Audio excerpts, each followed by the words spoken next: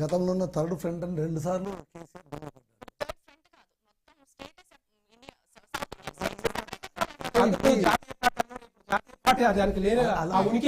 అలా కాదనుకోండి. ఒకటైతే నిజం, సరే దేశం విడిపోతుందా అవన్నీ మనం పక్కన పెట్టేస్తే అసలు ఇంత ఆక్రోశం ఈ ఆలోచన రావడం కారణమంతా కూడా కేంద్రం వైఖరి అనేది మనం మర్చిపోకూడదు.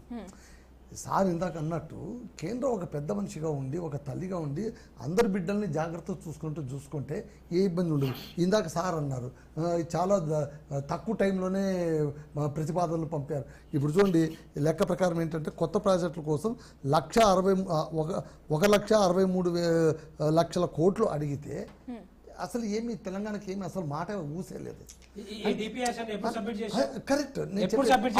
అదే మీరు బడ్జెట్ టైంలో చెప్పండి. ఓకే సార్ మేము ఒప్పుకుంటాం.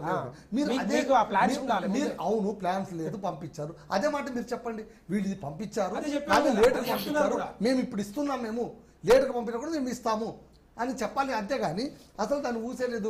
కేవలం వచ్చి ఏంటి కేంద్రం ద్వారా వచ్చేటువంటి పన్నులు ఇతర నిధులు తప్ప కొత్త ఊసు లేదని తెలంగాణ. ఆంధ్రకు కూడా ఏంటి అసలు గురజాడ అప్పారావు మాటతో మొదలుపెట్టి దేశం అంటే మట్టి కాదు దేశం అంటే మనుషులు అని అన్ని పాత ఖాతాలకు కొంచెం చూపించారు. కొత్తవి ఏంటంటే పోర్టుకి ఇంత, పోలవరంకి ఇంత, విశాఖపట్నానికి ఇంత, జీరో బడ్జెట్ నేచర్ ఫార్మింగ్,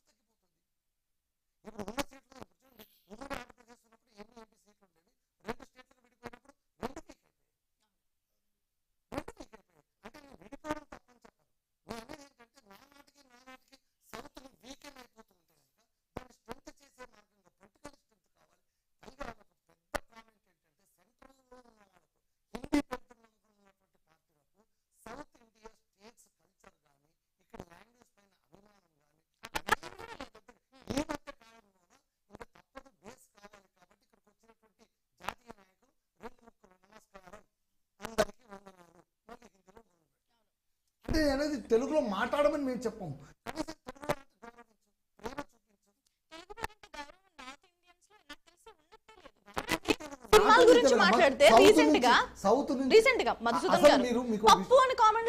మీకు ఇంకో విషయం తెలుసు, ఇప్పుడైనా కొద్దిగా మేలు.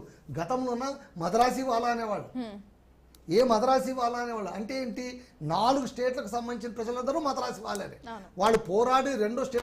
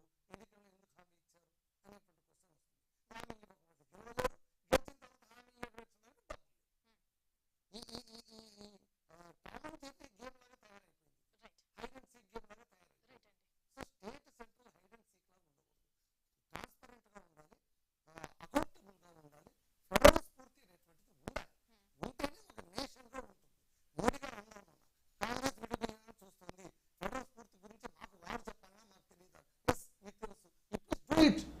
మేమందరం మెచ్చుకుంటాం కదా, మేమే చేయగలుగుతాం. రైట్. ప్రజల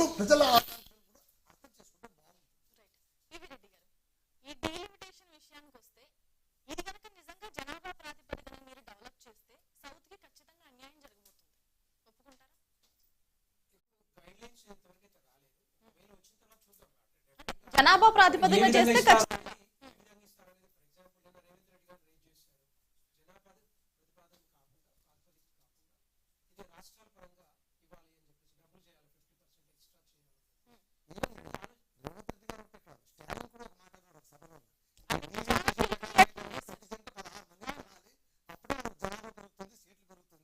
ఈ డీలిమిటేషన్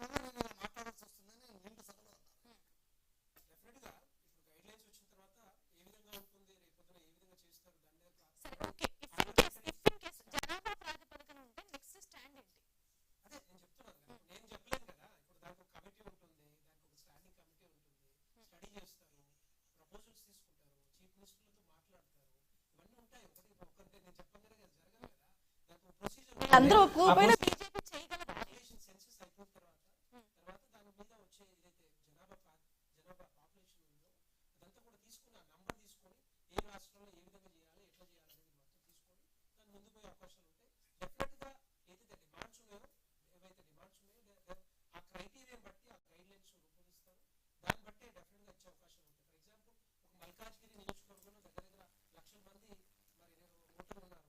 చెప్పాలంటే 3-4 పార్లమెంట్ నియోజకవర్గాలు చేయొచ్చు. 5 లక్షల కోటి చెప్పాలంటే 32 లక్షల మంది దగ్గర అనుకుంటా. సో అలాంటిది ఒక 5-6 పార్లమెంట్ నియోజకవర్గాలు చేయొచ్చు, అక్కడ చేయొచ్చు. కానీ ఆ ప్రతిపాదనలన్నీ కూడా ఇవన్నీ స్టడీ చేశాక డెఫినెట్ గా వచ్చే అవకాశాలు అసలు జనాభా రేవంత్ రెడ్డి గారు కాంగ్రెస్ పార్టీ ఎంతసేపు ఉన్నా కూడా బీజేపీ ఇలా చేస్తుంది, అలా చేస్తుంది, వివక్ష, ఇవన్నీ కాదు కావాల్సింది.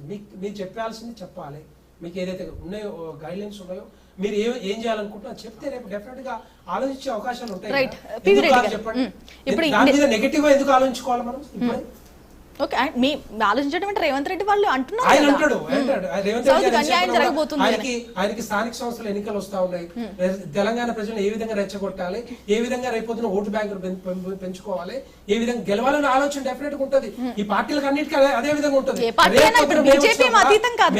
మేము వచ్చినా కూడా మేము కూడా అదే పని చేస్తాం. ఎస్, డెఫినెట్ గా చేస్తాం. ఎందుకంటే మాకు కూడా కావాల్సిందే. మేము కూడా ప్రభుత్వంలో రావాలనుకుంటున్నాం. తెలంగాణ రాష్ట్రంలో మేము కూడా రావాలనుకుంటున్నాం, వస్తాం కూడా. ఎందుకంటే దాని పరంగానే డెఫినెట్ గా మేము పనిచేస్తా ఉన్నాం. ఎందుకంటే మేము ఏదైతే కేంద్ర ప్రభుత్వం తీసుకొచ్చిన నిధులతోటి రాష్ట్రాలు అభివృద్ధి చెందుతా ఉన్నాయో తెలుసు కాబట్టి, ప్రజలతో పాటు తెలంగాణ ప్రజలు అర్థం చేసుకున్నారు కాబట్టి మొన్న 8 పార్లమెంట్ స్థానాలు గెలిచాం డెఫినెట్ గా. రేపొద్దున డెఫినెట్ గా గెలుస్తాం. దానికి 2 పార్టీలకు ఆల్టర్నేటివ్ గా భారతీయ జనతా పార్టీ నిలబడబోతా ఉంది. పివి రెడ్డి గారు, ఇక్కడ ప్రధానమైన డౌట్ ఏంటంటే డీలిమిటేషన్ చేయాలి అంటే ఆ ప్రాతిపదికన కనుక ఈ సీట్స్ డివైడ్ చేయాలంటే జనాభా లెక్కలు కావాలి.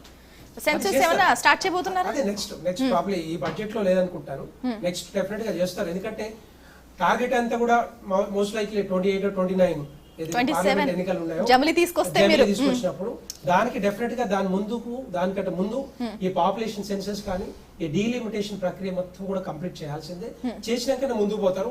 ఒకవేళ 29 లేకపోతే తర్వాత అనేది ఇంకా క్లారిటీ రాలేదు.